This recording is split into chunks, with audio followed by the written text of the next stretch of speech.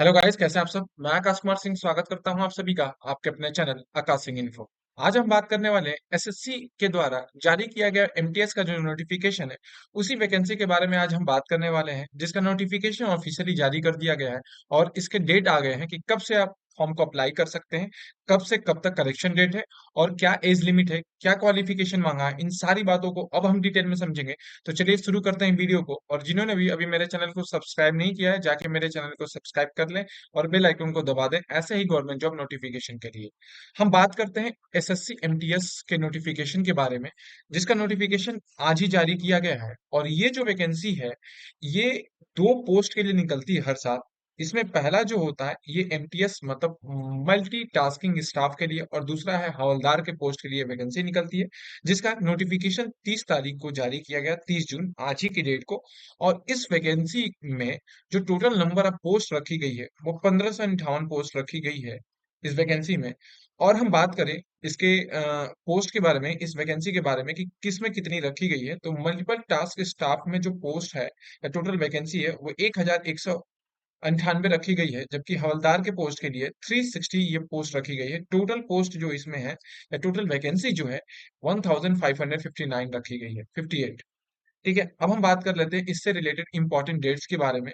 तो इसका नोटिफिकेशन 30 तारीख को आज ही जारी किया गया है। ऑनलाइन एप्लीकेशन आज से आप फिल कर सकते हैं। लास्ट डेट है इस फॉर्म को फिल करने की 21 जुलाई। अगले महीने की 21 तारीख तक आप इस फॉर्म को भर सकते हैं। लास्ट डेट पेमेंट की ऑनलाइन ही है, 22 तारीख है ऑनलाइन पेमेंट का, जो कि मैं आपको बताऊंगा कितने रुपए आपको पे करने पड़ेंगे ऑनलाइन में। अब हम बात करते हैं इसके ऑफिशियली चैलेंजेस जो स्टूडेंट है उनके लिए, जो लास्ट डेट है 23 जुलाई है, जबकि पेमेंट की डेट उनके लिए 24 जुलाई रखी गई है। करेक्शन डेट क्या रखी गई है, अगर आपका फॉर्म कहीं गलत फिल हो जाता है या आपको करेक्शन करने हैं तो 26 से 28 जुलाई के बीच में आप इस फॉर्म का करेक्शन डेट है, तो जाके आप इसको वहां से करेक्ट कर सकते हैं। अब हम बात करते हैं इसके एग्जाम डेट के बारे में। तो 1 तारीख से लेके 29 सितंबर के बीच में आपका एग्जाम होने वाला है, तो अभी से प्रिपरेशन चालू कर दे। अब हम बात करते हैं इसके एजुकेशन क्वालिफिकेशन के बारे में और इसके एज लिमिट के बारे में।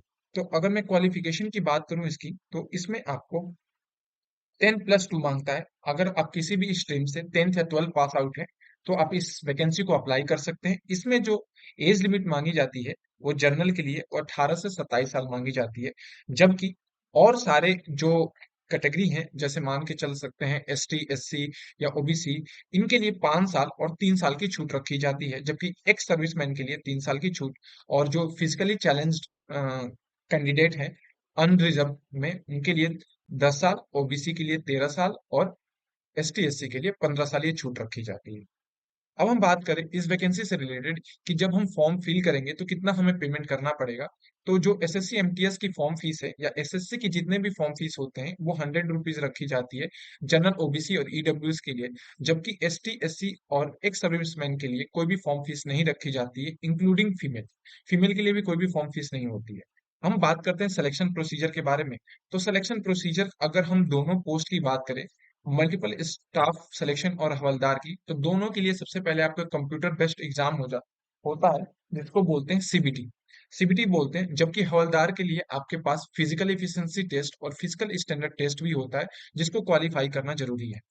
अगर हम सिलेक्शन प्रोसीजर दोनों की बात करें, तो कंप्यूटर बेस्ड एग्जाम होता है सबसे पहले, ये हवलदार के लिए बता रहा हूँ, जबकि आपकी फिजिकल एफिशिएंसी टेस्ट होगा, फिर आपका फिजिकल स्टैंडर्ड टेस्ट होगा, फिर आपका डॉक्यूमेंट वेरिफिकेशन होता है, देन आपकी मेरिट लिस्ट जारी की जाती है स्टेट वाइज। और इस तरीके से इसमें एमटीएस का सिलेक्शन प्रोसीजर रखा जाता है। अब हम बात करें इसके पेपर के बारे में कि एग्जाम पैटर्न क्या रहता है इसका। तो इसमें दो सेक्शन होते हैं, सेक्शन 1 और सेक्शन 2, जिसमें सेक्शन 1 में सब्जेक्ट जो रहते हैं आपके मैथ मैथ रहता है और दूसरा रीजनिंग रहता है। दोनों में 20-20 क्वेश्चन रहते हैं। 60 नंबर का दोनों पेपर होता है, 45 मिनट मिलते हैं आपको इसको पेपर को करने के लिए।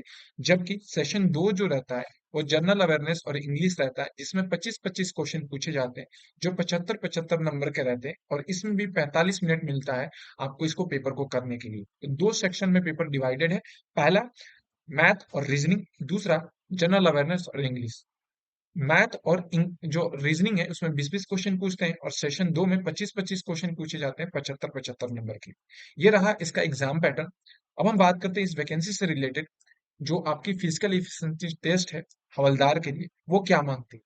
अगर मैं बात करूं मेल की और फीमेल की, तो जो वॉकिंग मांगी जाती है मेल के लिए, वो मांगी जाती है 1600 मीटर 15 मिनट में, जबकि फीमेल के लिए जो मांगा जाता है वो 1 किलोमीटर 20 मिनट। ठीक है।